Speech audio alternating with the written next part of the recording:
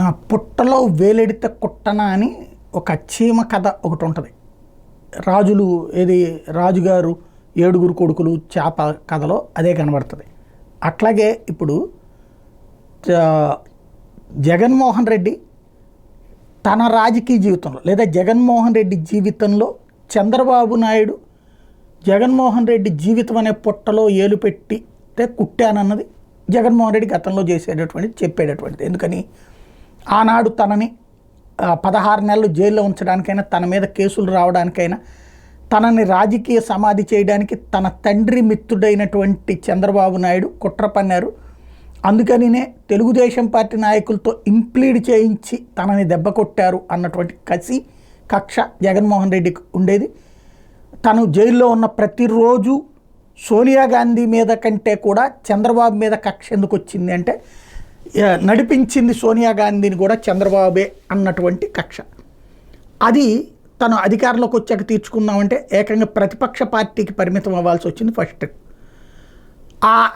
ఈలోపు మళ్ళీ 23 మంది ఎమ్మెల్యేలని అవతలకి తీసేసుకోవడం, 4 ఎంపీలని తీసుకోవడం, తద్వారా రాజకీయ సమాధి చేయడానికి తనని కుట్ర పన్నడానికి అంతకుముందు జరిగినటువంటి ఈ రెండు కలిపి చూసుకున్నప్పుడు జగన్మోహన్ రెడ్డి కసితో చెలరేగిపోయారు.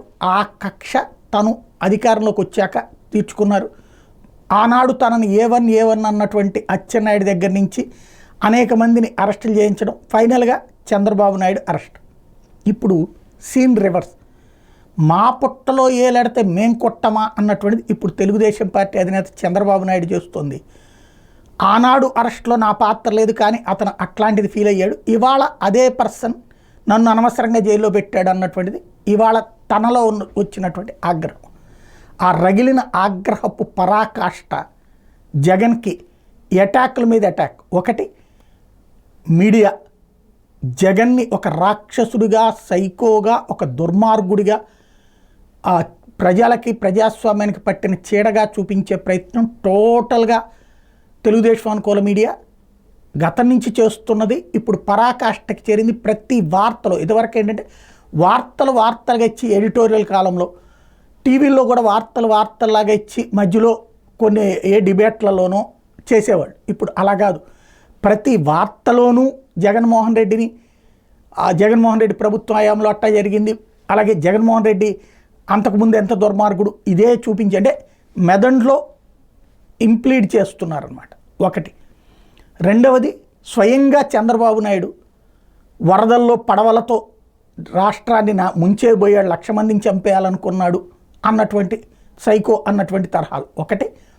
అట్లాగే ఇప్పుడు తిరుమల లడ్డూ విషయంలో డైరెక్ట్గా జగన్మోహన్ రెడ్డి ఈ కుట్రకి పాల్పడ్డాడు అన్నటువంటి విషయంలో. ఇట్లాగా ఓవరాల్గా చూస్తే జగన్ అనేటువంటి వ్యక్తి రాక్షసుడు. ఇట్లాంటి రాక్షసుడి నుంచి ఈ ప్రజల్ని కాపాడుతున్నటువంటి వ్యక్తి చంద్రబాబు నాయుడు. ఆ చంద్రబాబు నాయుడికి అండగా నిలబడుతూ ఈ రాక్షసుని అంతం చేయడానికి ప్రయత్నిస్తున్నటువంటి శక్తివంతుడైనటువంటి సమర్థకుడు, ఒక రాముడికి హనుమంతుడు లాంటోడు పవన్ కళ్యాణ్ అన్నటువంటిది ఇప్పుడు మీడియా చేస్తున్నటువంటి ఫోకస్. ఓవరాల్గా చూస్తే చంద్రబాబు నాయుడు అయితే జగన్మోహన్ రెడ్డిని ఎట్టి పరిస్థితుల్లో కూడా వదిలిపెట్టడానికి సిద్ధంగా లేరు.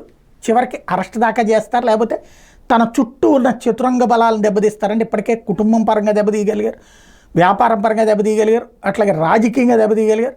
ఇంకా అతనికి మిగిలింది మళ్ళీ జైలుకి పంపించడం అన్నట్టు. అది చేస్తారా లేదా అన్నటువంటిది పక్కన పెడితే ఈ మొత్తానికి పాపానికి కారణం జగన్మోహన్ రెడ్డి అని చెప్తున్నది తెలుగుదేశం పార్టీకి మీదన తిరగబడ్డ జగన్ని మళ్ళీ ఇప్పుడు అణచివేస్తోందని చెప్తుంది వైసీపీ.